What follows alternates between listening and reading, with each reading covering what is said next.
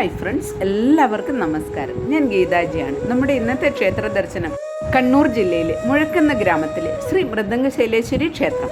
വീഡിയോയിലേക്ക് എല്ലാവർക്കും സ്വാഗതം, ഒപ്പം ക്ഷേത്രത്തിലേക്കും.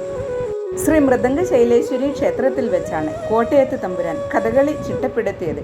എത്ര ശ്രമിച്ചിട്ടും കഥകളിയിലെ സ്ത്രീവേഷം എങ്ങനെ വേഷവിധാനം ചെയ്യണമെന്ന് തമ്പുരാന് മനസ്സിൽ തെളിഞ്ഞു വന്നില്ല.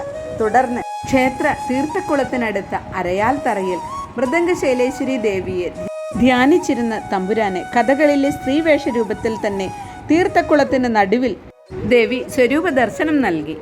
തമ്പുരാന് സ്ത്രീവേഷ രൂപ ദർശനം ദേവി അരയ്ക്ക് മുകളിൽ മാത്രമേ നൽകിയുള്ളൂ. അതാണ് ഇന്നും കഥകളിയിലെ സ്ത്രീവേഷ രൂപം അരയ്ക്ക് താഴെ വെള്ളയായി കാണുന്നത്. ഇന്നും ലോകത്ത് എവിടെയും വിശ്വകലയായ കഥകളി ആരംഭിക്കുമ്പോൾ മൃദംഗശൈലേശ്വരി ദേവിയെ പ്രകീർത്തിച്ച ശ്ലോകം ചൊല്ലിയേ തുടങ്ങാറുള്ളൂ. വീരകേരളവർമ്മ പഴശ്ശിരാജയുടെ 8 കെട്ടുള്ള പടിഞ്ഞാറെ കോവിലകത്തെ കിണറും കുളവും കുളപ്പുരയും ക്ഷേത്രത്തിന് പിന്നിലായിരുന്നു നിലനിന്നിരുന്നത്.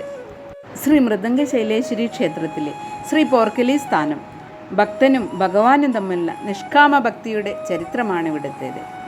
പോരിൽ കലിതുള്ളുന്ന മഹാകാളി പോർക്കലി ദേവി കുടികൊള്ളുന്ന ചൈതന്യ പ്രസരണ ഭൂമിയാണിവിടം. ഇവിടെയായിരുന്നു സൂര്യൻ അസ്തമിക്കാത്ത ബ്രിട്ടീഷ് സാമ്രാജ്യത്തിൻ്റെ സൈന്യത്തോട് കീഴടങ്ങാതെ പോരാടിയ കേരളവർമ്മ പഴശ്ശിരാജയുടെ കോവിലകം നിലനിന്നിരുന്നത്. ഗൂഢമായ മന്ത്രങ്ങളാൽ കോവിലകത്തെ അകത്ത് ആരാധിച്ചിരുന്ന പോർക്കലി ദേവി യുദ്ധമുഖങ്ങളിൽ തൻ്റെ പ്രിയഭക്തനെ സംരക്ഷിക്കാൻ പോരിൽ കാളിയായി പഴശ്ശിരാജയുടെ ഉടവാളിൽ ചൈതന്യശക്തിയായി നിലകൊണ്ടിരുന്നു. ബ്രിട്ടീഷ് സൈന്യം എത്ര ശ്രമിച്ചിട്ടും പഴശ്ശിരാജാവിനെ തോൽപ്പിക്കാൻ കഴിയാതിരുന്നതും ഈ ശക്തി ചൈതന്യം കൊണ്ടായിരുന്നു. കോവിലകത്ത് ആരാധിച്ചിരുന്ന ചൈതന്യമുള്ള ശ്രീചക്രം ശത്രുക്കളാൽ ചൈതന്യശോഷണം വരുത്തുകയും പഴശ്ശിയുടെ കോവിലകത്തെ ശ്രീ പോർക്കലി ഉപാസന മുടക്കുകയും ചെയ്തതിനു ശേഷം മാത്രമേ ബ്രിട്ടീഷ് സൈന്യത്തിന് പഴശ്ശിരാജയെ യുദ്ധത്തിൽ തോൽപ്പിക്കാൻ കഴിഞ്ഞത്.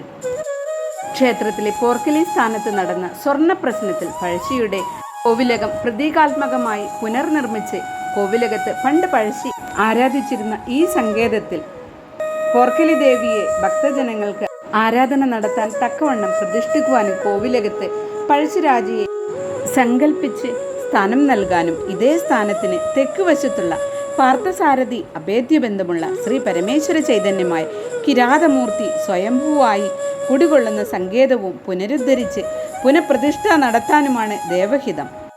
ഇതാണ് ഭക്തനും ഭഗവാനും തമ്മിലുള്ള ബന്ധം.